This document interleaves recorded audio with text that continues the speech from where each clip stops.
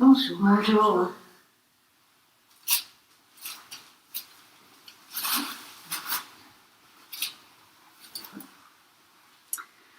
Bonjour. Ces derniers jours, on a eu de très belles journées ici à Valence. On dirait que c'est presque l'été. Et on sent bien que la vie à l'extérieur reprend son cours. Et après ces 2 mois de confinement.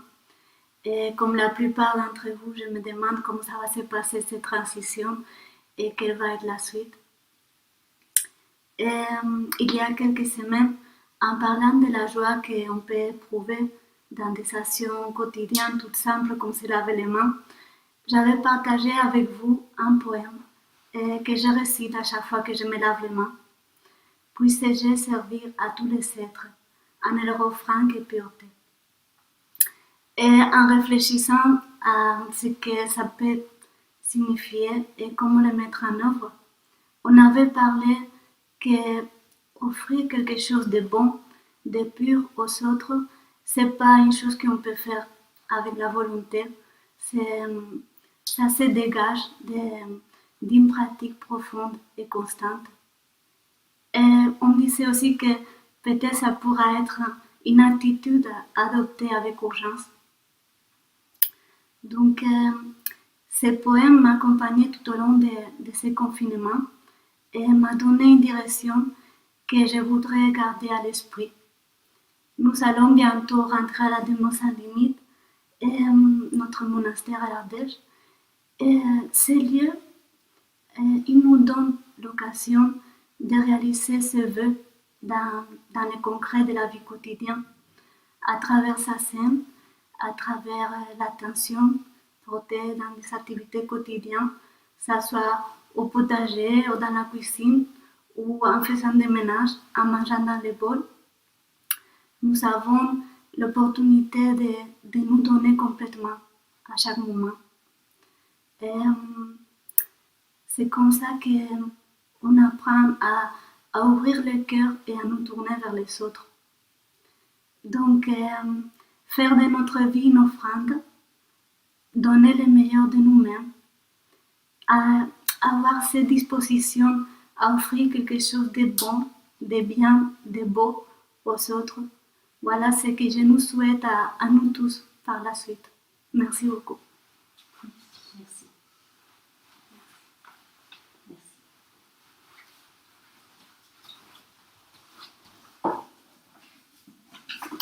Bien, je vais prendre mon papier. Alors déjà, puisque c'est la dernière intervention pour toi et moi, pour moi, je voulais déjà remercier Joshin Sensei d'avoir mis en place voilà, cette pratique, ces rendez-vous quotidiens, j'ai eu des échos par vous, mais pour moi aussi, ça a été, je voulais dire, ça a été une grande aide pendant ces 2 mois. Ça m'a soutenue et puis ça m'a aussi un peu obligée et ça a été à un moment quelque chose d'assez privilégié que je ne pense pas j'aurais pu connaître dans d'autres circonstances, en tout cas pas à la Demeure sans limite. Donc j'ai essayé de trouver des thèmes qui pouvaient vous parler aussi dans votre quotidien. Et là, aujourd'hui, pour conclure, on va dire, ces échanges, ce que j'ai pu dire, je voudrais parler un petit peu de la Demeure sans limite, où, comme Toen a dit, nous allons remonter. J'ai mis sur le site que nous allions rouvrir le 14 juin prochain. Pour aujourd'hui, ça semble correct. Maintenant, tout dépendra bien sûr de l'évolution de la situation. Et voilà, et puis bien sûr, ça sera fait dans des conditions avec certaines règles sanitaires. Alors je me disais que, en fait, quand je regarde ce début de déconfinement, où vous allez retrouver peut-être le travail, où vous allez retrouver en fait ce que vous connaissiez avant d'être un peu plus enfermé comme ça, de retrouver peut-être vos petits-enfants, voilà, de retrouver des activités, de retrouver les magasins ouverts. On a commencé déjà à me parler, je dois aller à tel endroit. Et en même temps, ça ne pourra pas être comme avant. Donc ça va être des choses que l'on connaît et en même temps avec une situation nouvelle. Et je me suis dit, on peut être comme ça, la demeure sans limite aussi, c'est-à-dire un lieu simple, une bâtisse, une belle bâtisse ardéchoise du plateau, donc une vieille ancienne ferme, et puis avec des choses très familières à l'intérieur, en dehors de la salle de méditation. Euh, voilà, il y a une cuisine par exemple, tout à fait ce qu'il y a de plus simple. Sensei donc avait laissé, donc excusez-moi, j'ai oublié de dire que ce lieu avait été fondé par Moriyama Roshi Joshin Sensei, c'est très important. Voilà, donc une cuisine tout à fait simple quand on y rentre. Et puis, en fait, en général, la cuisine, c'est le lieu convivial par excellence, où on va se retrouver, on va pouvoir discuter, parler de ses journées, etc. Et quand on rentre dans la cuisine de la demeure sans limite, ce que l'on voit, c'est qu'il y a un panneau, un petit panneau, un écriteau qui est écrit « La cuisine est un lieu de silence ». Voilà, donc ça vient un peu à contrario de ce qu'on connaît, de ce qu'on sait, de nos habitudes, de nos schémas habituels, corporels, mentaux, de nos formations, de tout ce qu'on a reçu comme éducation et de notre culture. Ou bien alors on mange dans les bols, matin et midi.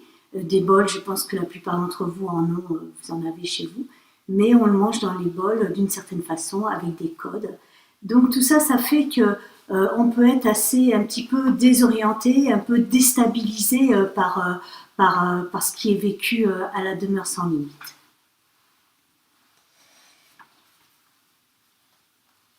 Donc c'est intéressant parce qu'en général, ce que l'on va faire, c'est qu'on va puiser dans ce que l'on connaît déjà, dans nos schémas, dans nos structures, et donc nos réponses, en fait, ce qui fait que notre réponse, elle peut être un peu pas en adéquation. En fait, il y a quelque chose qui rentre pas vraiment. C'est un peu, vous savez, comme quand vous faites un puzzle, un grand puzzle, puis vous avez cette petite pièce là dans la main, vous voyez bien que c'est pas tout à fait la forme, mais c'est quand même, ça ressemble quand même. Alors vous allez essayer de l'emboîter, et puis, oui, bien sûr, ça fonctionne pas.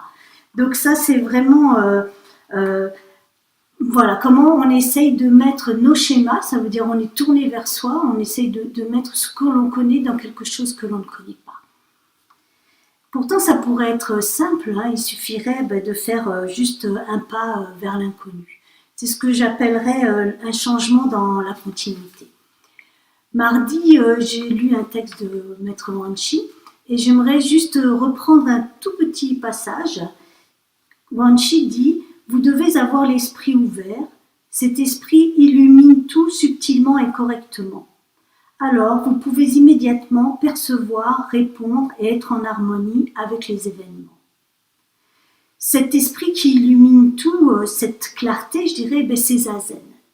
À la demeure sans limite, la salle de méditation, c'est le cœur, la porte battante de ce lieu. Et c'est Zazen qui va rayonner sur nos actes, sur nos échanges, sur nos imperfections aussi, sur tout notre être, sur cet être toujours en mouvement. Zazen qui peut nous guider dans tous les pans de notre vie. C'est Zazen en fait qui nous permet de faire ce pas vers l'inconnu. Je vous remercie et je vous souhaite une très belle continuation. Merci.